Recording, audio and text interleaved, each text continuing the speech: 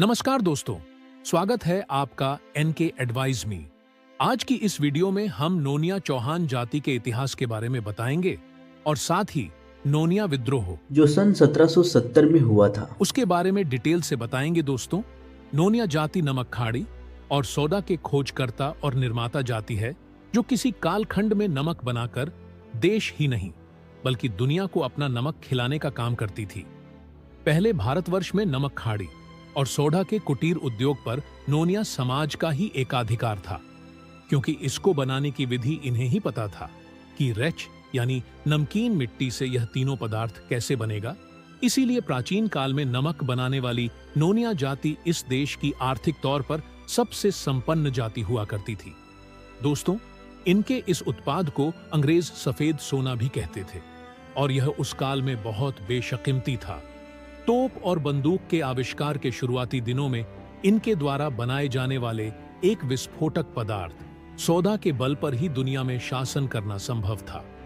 भारत के कुछ हिस्सों पर अपना अधिकार जमाने के बाद अंग्रेजों ने सन 1620 में पटना में अपना व्यावसायिक और व्यापारिक केंद्र खोलने का पहला प्रयास किया, किंतु उन्हें सन 1651 में सफलता मिली।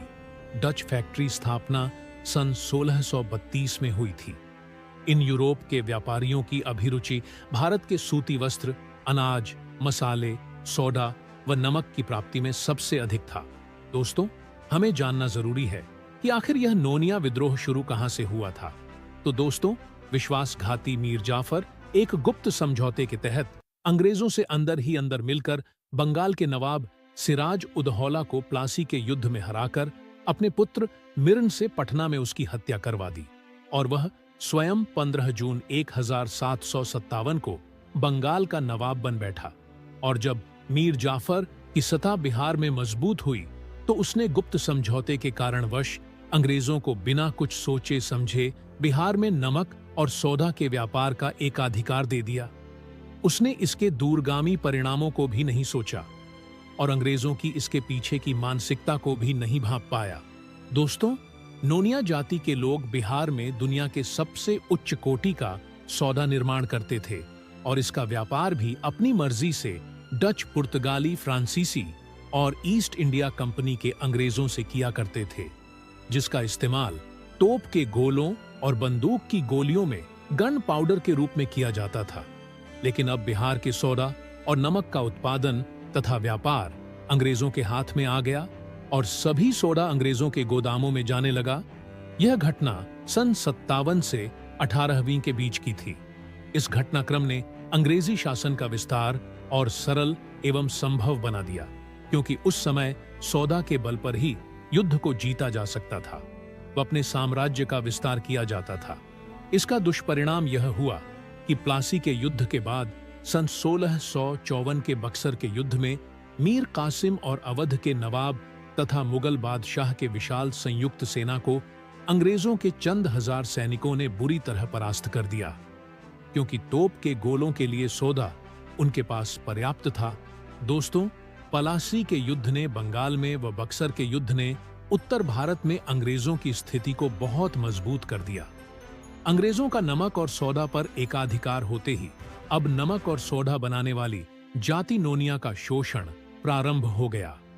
जो सोडा नोनिया लोग पहले डच, पुर्तगाली और फ्रांसीसी व्यापारियों से अपनी इच्छा से अच्छी कीमतों पर बेचा किया करते थे, उसे अब अंग्रेजों ने अपने शासन और सत्ता के बल पर जबरदस्ती कम दामों में खरीदना व लूटना शुरू कर दिया। दोस्तों, नोनिया जाति के लोग अंग्रेजों के शोषण से बहुत दुखी और तंग थे। नोनिया समाज के लोगों ने अंग्रेजों से भारत में पहली बार लोहा लेने और भारत की आजादी की लड़ाई की शंखनाद करने की मंशा से साहस कर अपने नमक और सोडा का व्यापार दूसरे व्यापारियों से करना शुरू कर दिया, जिसके चलते ही सन 1770 में नोनिया जाति का अंग्रेजों से टकराव हुआ, जिसे भारतीय इतिहास में नोनिया विद्रोह के नाम से जाना जाता है। परंतु आजादी की इस पहली लड़ाई को भारत के पक्षपाती इतिहासकारों व साहित्यकारों द्वारा इसे मिट्टी में दफन कर दिया गया। नोनिया जाति के लोगों ने अंग्रेजों के खिलाफ सर उठाया था व बगावत कर डाला था, जो सन 1770 से 1800 तक लगातार 30 सालों तक चला और नोनिया समाज के लोग अंग्रेजों से अकेले अपने दम पर 30 साल तक लड़ते रहे। दोस्तों, हम आपको बता दें, बिहार की नदियां और ऐतिहासिक और सांस्कृतिक सर्वेक्षण पुस्तक में इस बात का प्रमाण है कि छपरा के सौदा गोदाम नामक स्थान पर, जहां पर हॉलैंड की एक कंपनी ने पहले शराब का गोदाम खोला था, जहां से सौदा को साफ करके हुगली बंदरगाह कोलकाता भेजा जाता था और वहां से फिर विदेश को जाता था। बाद में अंग्रेजों ने यहीं पर एक सोने की फैक्ट्री खोली थी, जिसे सन 1771 में नोनिया विद्रोहियों ने लूट लिया था। वह फैक्ट्री में आग लगा दी थी। दोस्तों, आजादी की यह पहली लड़ाई थी जो इतनी लंबी चली थी, परंतु आखिर अपने अकेले के दम पर वह भी अंग्रेजी हुकूमत के खिलाफ नोनिया और कितने सालों तक लड़ते।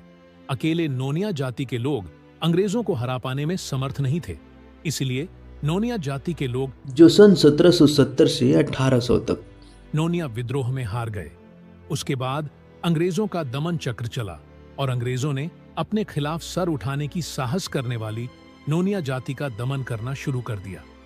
इस जाति को बुरी तरह से कुचल देने में कोई कसर नहीं छोड़ी और नोनिया जाति के नमक और सौदा के उत्पादन पर कई बार और कई तरह के शोषणपूर्ण कानून थोपते रहे। अंग्रेजों द्वारा जबरन थोपे गए नमक कानून के खिलाफ भी महात्मा गांधी ने नमक आंदोलन के द्वारा आजादी दिलाई, जिसमें नोनिया और दूसरे भारतीय लवणकरों की भूमिका अग्रणी रही। तो दोस्तों, आज की इस वीडियो में बस इतना ही। वीडियो अच्छा लगे तो लाइक कीजिए और वीडियो को शेयर कीजिए। चैनल पर नए हैं तो चैनल को सब्सक्राइब कर लीजिए।